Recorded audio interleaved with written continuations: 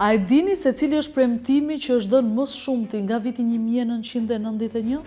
Do kisha hik, do kisha thënë më falni, nuk arrita dot, bëra sa munda, po me që nuk ju soa dot uji, unë nuk e meritoj.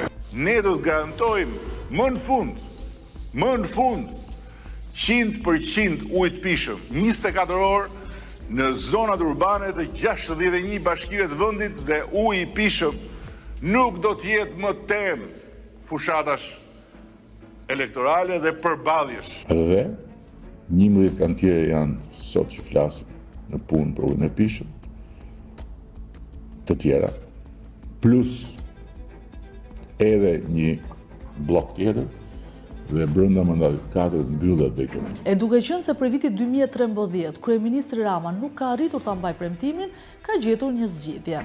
Ai që e vjedh ujin duhet të penalizohet me heqje lirie. Paradoksi më i madh i kësaj çështje është se Shqipëria është vendi i dytë në Europë për rezerva ujore, por që nuk arrin të plotësojë nevojat me ujë të pishëm.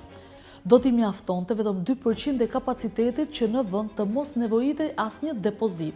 Por me sa duket, përgjegjësinë kryeministri e kalon për fushatën e mandatit të 5. Uji i pishëm i Krujës 24 orë gëzuar. Por premtimet për ujë të pishëm e kanë bërë të gjithë liderët. Një premtim tjetër shumë i rëndësishëm i imi është që ju të keni ujë 24 orë. Çtimet janë bërë. Rezultati i çtimeve të puseve dëshmon se cilësia e ujit është të shkëlqyer. Po ashtu, këtë premtim e ka bërë disa herë dhe kryetari i bashkisë Veliaj. Kaluam në mandatin e parë nga 6 orë në 14 orë, ka ardhur kohë të shkojmë nga 14 orë në 24 orë dhe besoj që me financimet dhe investimet që po bëjmë, ditët më të mira edhe për ujin në Tiranë i kemi përpara. Të vetmet qytete që i afrohen premtimit për 24 orë ujë janë Lezhë, Korça dhe Pogradeci. Shqipëria është vend i pasur për rezerva ujore, por furnizimi me ujë pa ndërprerje për popullsinë mbetet ende një ëndër.